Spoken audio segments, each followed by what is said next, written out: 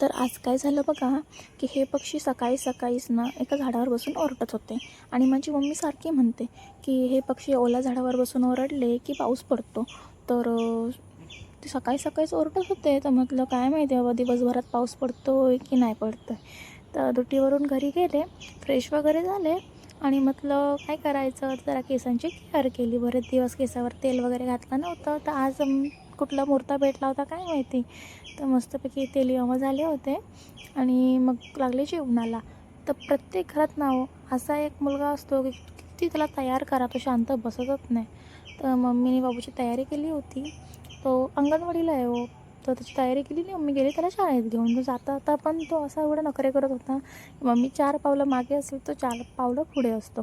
तर आज बुधवार होता, तर मस्त जेवणाला फिश बनवले होते आणि दुपारी जी उपस्थित मंडळी होती त्यांना जेवण वाढण्यात आलं. तर जेवणाला मस्तपैकी मच्छीचं सार होतं, चपाती, भात आणि मच्छी फ्राय होती. असं सगळं जेवण होतं. जेवलं वगैरे आणि झोपलो. तर संध्याकाळी 5-5:30च्या दरम्याने असं बाहेर आवाज यायला लागला. म्हणजे गडगड तर नव्हतं, तसा आवाज येत होता. म्हणून बाहेर जाऊन बघितलं तर खरंच पाऊस पडत होता आणि खूप जोरजोरात गडगडत असं होतं. तर तशीच झोपेतनं उठले आणि बाहेर येऊन बघते तर पाऊस पडत होता. रिमझिम रिमझिम पाऊस पडत होता आणि अशा विजा पण चमकत होत्या. घरातनं सगळे ओरडत होते, काय दोघांना घेऊन बाहेर बसते, विजा चमकत आहे, तुला काय अक्कल आहे का. मग गेले घरात आणि संध्याकाळी नाईट ड्युटीला जायचं होतं. म्हटलं जेवणाला काय करायचं. मग अशी एक भली मोठी फ्रँकी बनवली जेणेकरून माझं पोट भरेल.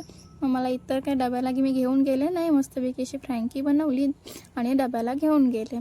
तर आमच्याकडे दिवाळीची सुरुवात आत्तापासूनच चालू झालेली आहे. चला मग आजचा व्हिडिओ इथे स्टॉप करूया. Bye bye.